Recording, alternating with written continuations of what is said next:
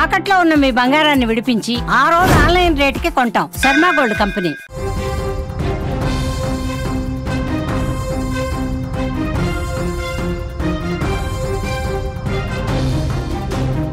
నైజీరియాలో భారీ వర్షాలు వరదలు బీభత్సం సృష్టిస్తున్నాయి.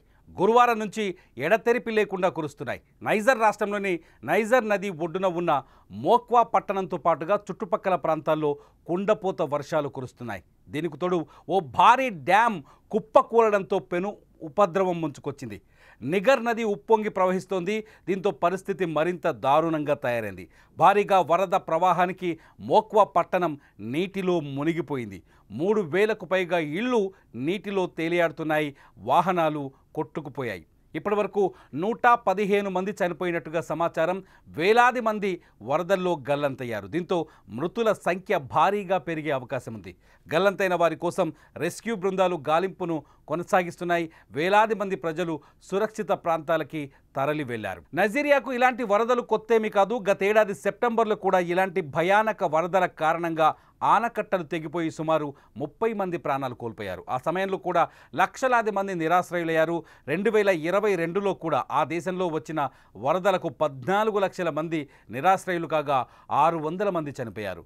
వాతావరణ మార్పుల కారణంగానే నైజీరియా తరచుగా తీవ్ర వరదలను ఎదుర్కొంటోంది. స్వల్ప వ్యవధితోనే అధిక వర్షపాతం నమోదై భారీ నష్టాన్ని కలిగిస్తోందని పర్యావరణవేత్తలు చెబుతున్నారు. ప్రస్తుత వర్షాలు కూడా అదే కోవలోకి వస్తాయని అంటున్నారు. ప్రభుత్వం తక్షణ సహాయ చర్యలు చేపట్టినా నష్టం తీవ్రత ఎక్కువగా ఉండటంతో సాధారణ పరిస్థితి నెలకొనడానికి సమయం పట్టే అవకాశం కనిపిస్తోంది. మనం విజువల్స్లో చూస్తున్నాం.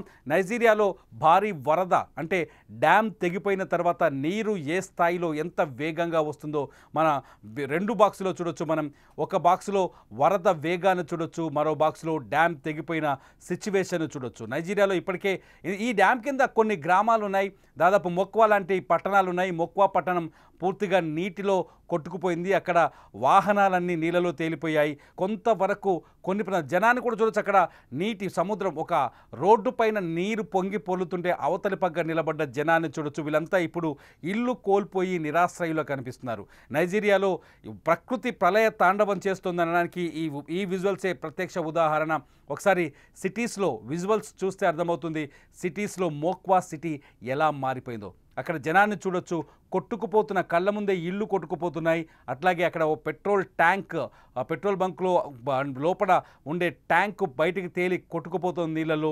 అట్లాగే ఇళ్ళన్నీ కూలిపోయాయి. చాలా చోట్ల వాహనాలు కొట్టుకుపోతున్నాయి. ఇళ్లలో వస్తువులన్నీ చాలా స్పష్టంగా కనిపిస్తున్నాయి. నైజీరియా పరిస్థితి ఈ వరదలు చూస్తే మనకు అర్థమవుతుంది అక్కడ సిచ్యువేషన్ ఎలా ఉందనేది. నైజీరియా ఇప్పటికే అత్యంత పేద దేశం. ఈ దేశంలో తినడానికి తిండి దొరకడమే చాలా కష్టం. అటువంటి నైజీరియా ఇటువంటి ప్రకృతి విపత్తులతో ఉపద్రవాలతో తీవ్రంగా సతమతమవుతుంది. 2022లో కూడా ఇటువంటి సిచ్యువేషనే ఉంది. 2022లో కూడా ప్రళయ తాండవంతో ప్రకృతి ప్రకోపించడంతో 600కు మందికి పైగా చనిపోయారు. ఏకంగా 2022లో ఒక గ్రామం మొత్తం కొట్టుకుపోయింది. రాత్రికి రాత్రే తుడుచుకు పెట్టుకుంది. ఇప్పుడు కూడా 115 మంది చనిపోయినట్టుగా కొంత అధికారిక సమాచారం అందుతోంది. ఈ మృతుల సంఖ్య మరింత పెరిగే అవకాశం ఉంది. ఎందుకంటే వరదల్లో సహాయక చర్యలు చేపట్టడం కూడా అత్యంత కష్టంగా మారింది. నైజీరియా ఈ మోక్వా పట్టణం ఏరియాలో ప్రభుత్వం ఇప్పుడు ఏమీ చేయలేని అంటే సహాయక ఒక డ్యామ్ తెగిపోయి నది మొత్తం ఊరు మీదకి రావడంతో దాన్ని తప్పించుకోవడం చాలా కష్టంగా మారిపోయింది. ప్రజలు ఎక్కడ చిన్న ప్రాంతం దొరికినా అక్కడ తలదాచుకునే ప్రయత్నం చేస్తున్నారు. వేలాది మంది ఇప్పటికే నిరాశ్రయులయ్యారు. ఇంకా ఎంతమంది చనిపోతారో, ఎన్ని మృతదేహాలు దొరుకుతాయో అంతు చిక్కని పరిస్థితి కనిపిస్తుంది. నైజీరియా పూర్తి కన్నీటి సంద్రమైపోయింది. నైజీరియా జల విలయంతో అల్లాడిపోతుంది. నైజీరియా పరిస్థితి ఈ పేద దేశంలో కనీసం తినడానికి తిండి కూడా దొరకని ఈ దేశం ఇప్పుడు తీవ్రమైన ప్రకృతి విలయాలతో తీవ్రమైన ఇబ్బందుల్లోకి వెళ్ళిపోయింది. విజువల్స్లో చూస్తున్నాం. చాలా భీతావాహ పరిస్థితి కనిపిస్తోంది. వర్ష బీభత్సం ఏ స్థాయిలో ఉందో కనిపిస్తోంది. వరద పట్టణాన్ని ఎలా ముంచెత్తిందో కనిపిస్తుంది.